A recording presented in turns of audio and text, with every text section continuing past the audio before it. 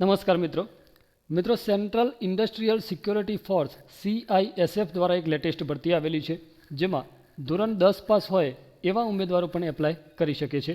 તો આ ભરતી વિશેની સંપૂર્ણ માહિતી આ વિડીયોમાં આપણે મેળવીશું. મિત્રો ભરતીમાં જોઈએ તો ભરતી જે છે કેન્દ્રીય ઔદ્યોગિક સુરક્ષા દળ CISF દ્વારા જાહેર કરવામાં આવેલી છે, જેમાં કોન્સ્ટેબલ ડ્રાઈવર માટેની કુલ 1124 જેટલી જગ્યાઓ આપવામાં આવેલી છે.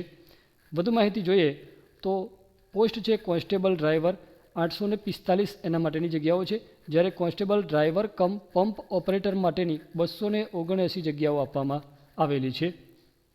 શૈક્ષણિક લાયકાત જે છે એ ધોરણ 10 પાસ કરેલું હોવું જોઈએ અને સાથે મોટર વ્હીકલનું હેવી લાયસન્સ તમારી પાસે હોવું જોઈએ, તો તમે એના માટે એપ્લાય કરી શકો છો. ઉંમર મર્યાદામાં 21 વર્ષથી 27 વર્ષની ઉંમર મર્યાદા આપવામાં આવેલી છે, જેમાં નિયમ મુજબ જે કોઈ છૂટછાટ મળવાપાત્ર થતી હોય તે મળશે. અરજી માટેની ફી છે જનરલ, OBC અને EWS કેટેગરી માટે ₹100 ફી ભરવાની થશે, જ્યારે SC, ST અને જે ભૂતપૂર્વ સૈનિકો હોય એમના માટે કોઈપણ પ્રકારની ફી ભરવાની નથી. પસંદગીની પ્રક્રિયામાં સૌથી પહેલાં તો શારીરિક કાર્યક્ષમતા પરીક્ષણ PET અને PST ટેસ્ટ યોજાશે. ત્યાર પછી લેખિત પરીક્ષા લેવાશે અને એના આધારે તમારા જે ડોક્યુમેન્ટ છે એનું વેરિફિકેશન કરવામાં આવશે અને ડ્રાઇવિંગનો ટેસ્ટ લેવામાં આવશે. છેલ્લે મેડિકલ ચેકઅપ આધારિત ફાઇનલ સિલેક્શન કરવામાં આવશે. ફોર્મ કેવી રીતે ભરવું?